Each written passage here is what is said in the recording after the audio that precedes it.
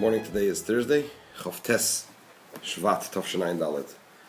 We are in Purim Menachem, Sefer Mamar Tavshen Yud Aleph Tavshen Yud Beis, in the Mamar of Purim Tavshen Yud Beis, Layehudim on page Reish Lamed. In last year we finished Ois Gimel. We're about to start Ois Daled. We actually did the tail end of Ois Gimel rather quickly. I'm just going to revise it by heart, so that we have a refresher and understand the point that I was trying to make.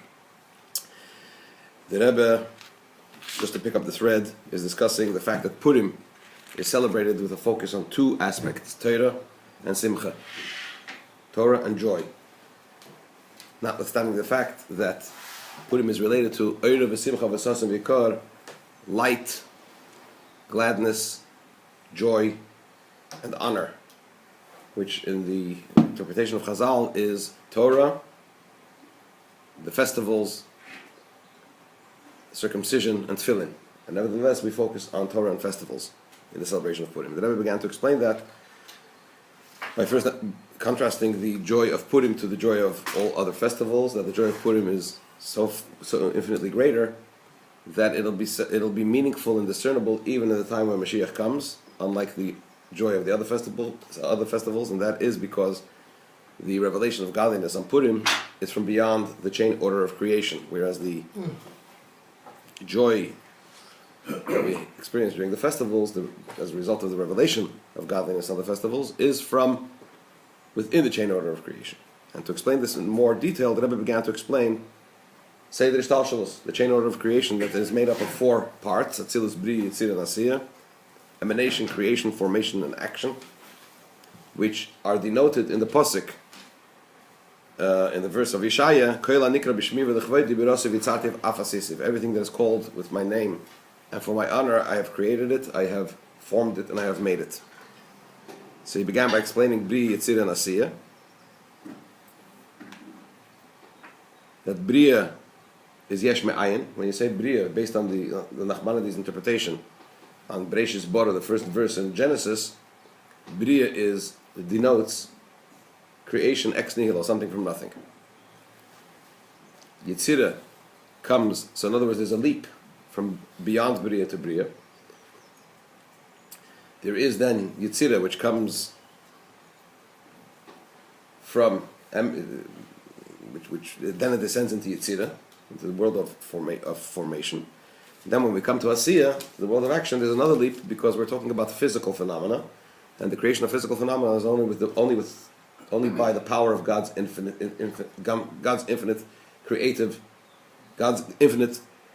power that can create physical matter.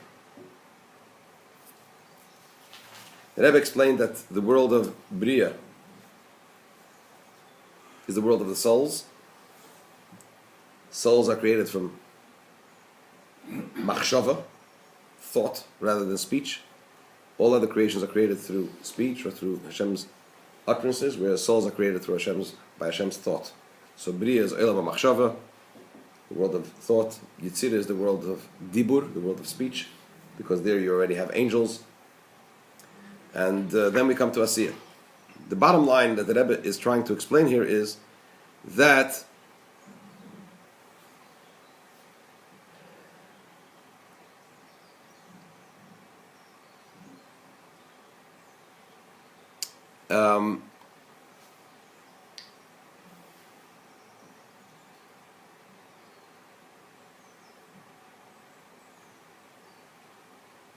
this is Seder Ishtalshalos. These are the realms that make up the Seder Ishtalshalos. He's going to get to Atzilus in a moment, right?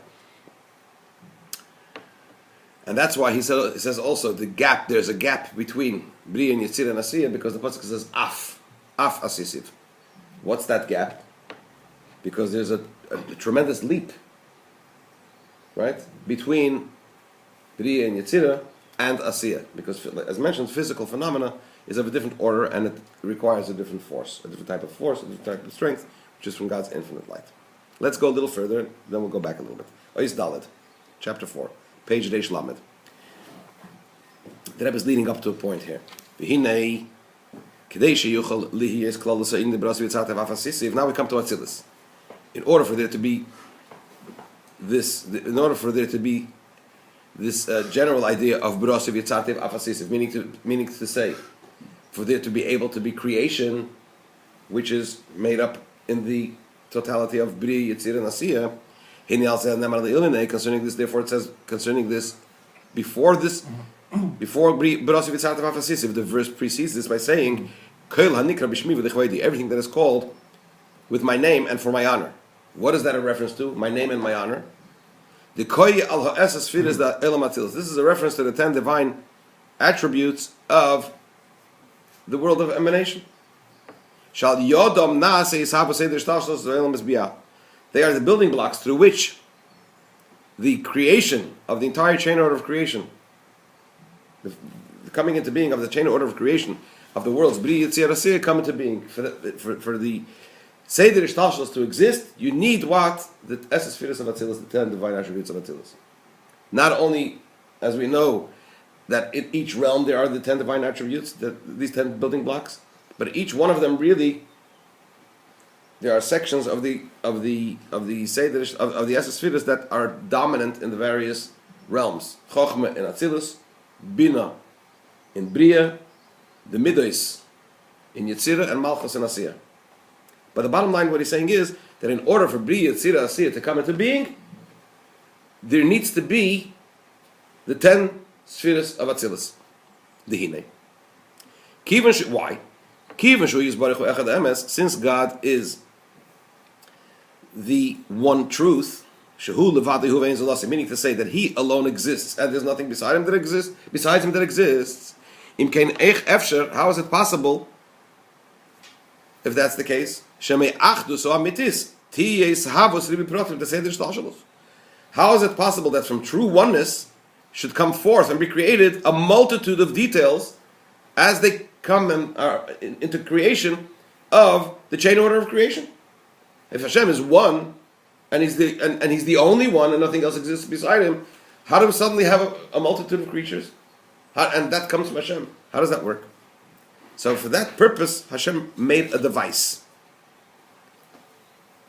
But also, how do we come from Hashem's true oneness to the multitude of details as they are expressed and manifest in Brosiv Yitzartiv and Asisiv? So Hashem made a device. What is that device? The explanation is the creation is through an intermediary.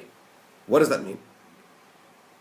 What is the intermediary? What is the intermediary through which creation, as we know it, comes into being? Generally speaking, the intermediary is what? The 10 divine attributes of Atzilus. He says generally because there's a lot more to it, obviously. From the Ein Sof to get to creation, there's all sorts of levels. But generally speaking, the catch-all for it is Atzilus. What is Atzilus?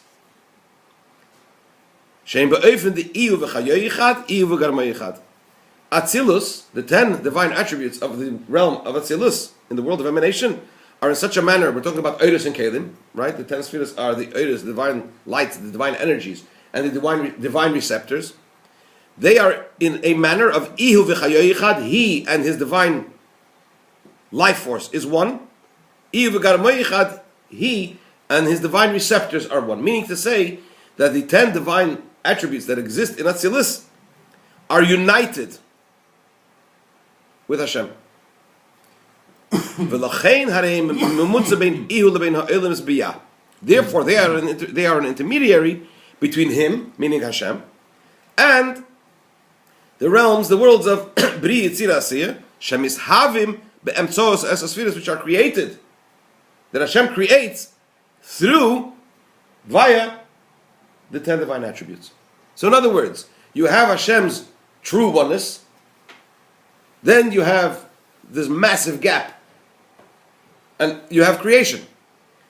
Hashem's true oneness and creation in terms of multitude and separateness from Hashem necessitates some middle device, as it were, that allows for Hashem's oneness to be contracted and mutate into, if you will, Bri Yitzir Asiya. That's Atzilus.